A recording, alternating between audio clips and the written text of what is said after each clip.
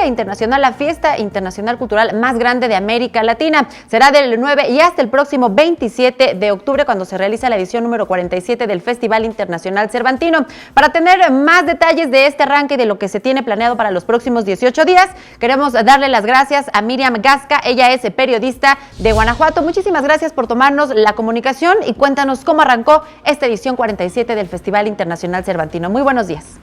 ¿Qué tal, Alejandra? Muy buenos días. Pues sí, así es, una vez más la capital de Guanajuato se vistió de manteles largos con el inicio de esta 57 edición del Festival Internacional Cervantino, donde Canadá y Guerrero son los invitados de honor. Este encuentro cultural, como tú lo señalas, es el más importante de América Latina, y en esta ocasión Canadá presentó la música y danza, pues teniendo como escenario la explanada de la Alhóndiga de Granaditas, donde se vivió una noche híbrida de ritmos ancestrales y contemporáneos con más de 5,000 personas que se reunieron en este recinto. Este año se contará con la participación de 2,200 artistas provenientes de 34 países del mundo. Entre ellos pues figuran algunos artistas de Taiwán, también de Reino Unido, la Orquesta Sinfónica de Montreal, entre otros. Además, Guerrero presentará la Orquesta Filarmónica de Acapulco, que compartirá escenario con Horacio Franco, este flautista tan importante a nivel mundial, y bueno, pues también Javier Camarena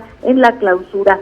En este 2019, Alejandra, el Cervantino presentará 119 grupos, 139 funciones en la ciudad de Guanajuato capital, pero también estará en la Universidad de Guanajuato, estará también en otros municipios y también en otros estados de la República. Así que bueno, pues hoy el Guanajuato recibe con los brazos abiertos a miles de personas, tanto de México como del mundo, que llegan a esta fiesta cultural, como bien lo señalas, la más importante de América Latina. Es el reporte que te tengo aquí en Guanajuato.